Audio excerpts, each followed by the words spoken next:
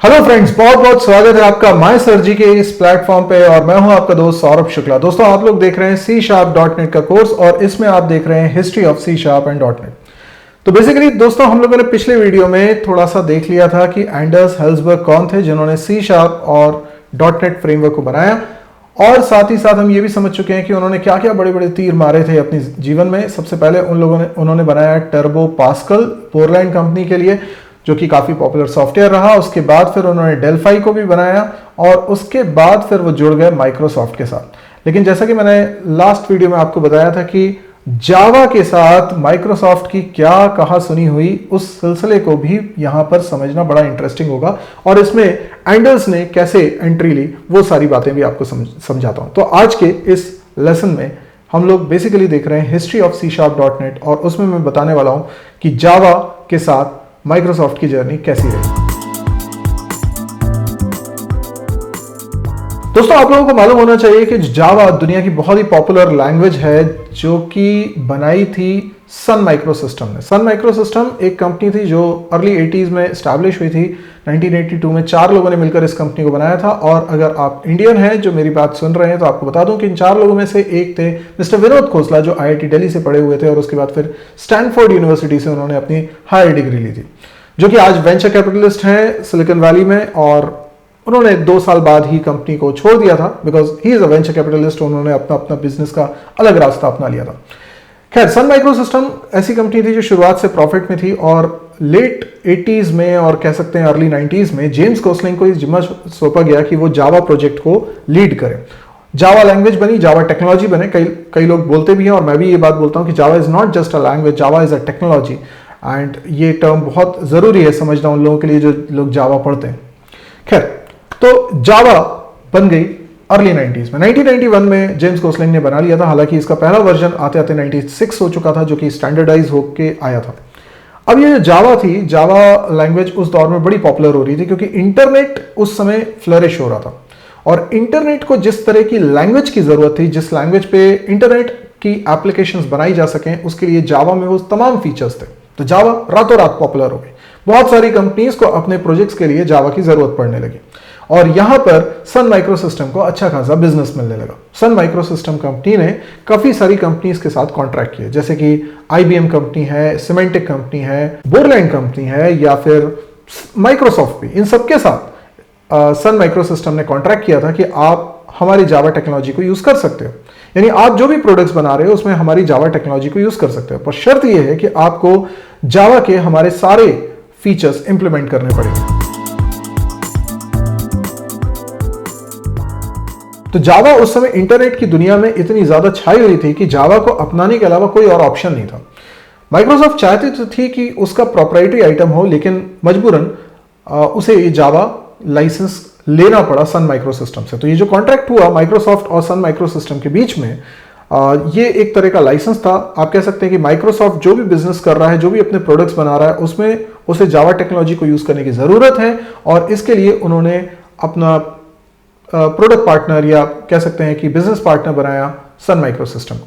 यानी सन माइक्रोसिस्टम से जावा टेक्नोलॉजी का लाइसेंस लिया और अपने प्रोडक्ट्स में उसको यूज किया। अब आप समझिए, ये बड़ा दिलचस्प है समझना कि माइक्रोसॉफ्ट कंपनी सन माइक्रोसिस्टम से जावा के लाइसेंस पर कितना ज्यादा डिपेंडेंट है।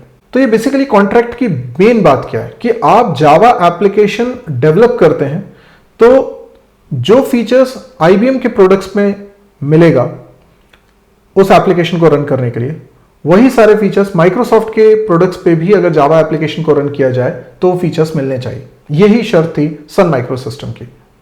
लेकिन देखिए यहां पे चालबाजी देखिए माइक्रोसॉफ्ट की कि उन्होंने जावा का अपना ही एक अलग इंप्लीमेंटेशन डेवलप करा और इस समय तक एंडर्स हेल्सबर्ग माइक्रोसॉफ्ट के साथ जुड़ चुके थे। तो जावा का जो इंप्लीमेंटेशन, जो वर्जन माइक्रोसॉफ्ट ने डेवलप किया, वो भी डेवलप करने के पीछे एंडर्स हेल्सबर्ग ही।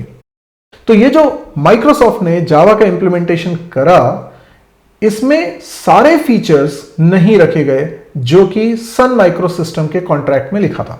यानी उनमें से एक दो फीचर्स के बारे में बताता हूं, जैसे कि एक फीचर होता है जावा नेटिव इंटरफेस। इसका इस्तेमाल माइक्रोसॉफ्ट वालों ने नहीं करा, इसका इंप्लीमेंटेशन नहीं करा। RMI एक टेक्नोलॉजी है जो कि यूज नहीं करी माइक्रोसॉफ्ट वालों ने, और इसके अलावा भी जो कोर लाइब्रेरीज थी उसमें भी कुछ मेथड्स वगैरह में चेंजेस करे। तो अल्टीमेटली क्या हुआ कि जावा का एक डिफरेंट वर्जन माइक्रोसॉफ्ट ने डेवलप कर दिया। अब ये एक तरह से जो सन माइक्रो सिस्टम के साथ उन्होंने कॉन्ट्रैक्ट किया था उसका उल्लंघन था, क्योंकि अगर अब कोई जावा की एप्लीकेशन बनाई जाएगी और अगर वो सन माइक्रो सिस्टम के प्रोडक्ट्स पे चल रही है तो वो माइक्रोसॉफ्ट के प्रोडक्ट्स पे उस तरीके से नहीं चल पाएगी, क्योंकि कई सारे फीचर्स माइक्रोसॉफ्ट के प्लेटफॉर्म सपोर्ट नहीं करेंगे। इसी तरीके से अगर वो माइक्रोसॉफ्ट पे चलने के लिए बनी है तो वो बाकी जगह नहीं चल पाएंगे। तो एक तरह से जावा के 2 वर्जन्स हो गए और ये कॉन्ट्रैक्ट के खिलाफ है। तो जो जावा का इंप्लीमेंटेशन माइक्रोसॉफ्ट ने करा उसका नाम रखा विजुअल J++, जो कि अब डिसकंटिन्यूड प्रोडक्ट है माइक्रोसॉफ्ट का। ये जो विजुअल J++ है ये इंट्रोड्यूस हुआ था 1996 में और इसे डिसकंटिन्यू कर दिया गया था 2004 में। हालांकि माइक्रोसॉफ्ट वालों ने जो जावा का इंप्लीमेंटेशन किया था उन्होंने क्लेम किया था कि ये फास्टेस्ट है, यानी जो कन्वेंशनल सन माइक्रो सिस्टम वाला जावा था वो उतना फास्ट नहीं था जितना कि माइक्रोसॉफ्ट का जावा था, क्योंकि वो बहुत क्लोजली इंटीग्रेटेड था विंडोज प्लेटफॉर्म से, तो वो उसके सर्विसेज को डायरेक्टली यूज कर पाता था, जो कि इंटीग्रेशन आपको कन्वेंशनल जावा में नहीं मिलता है।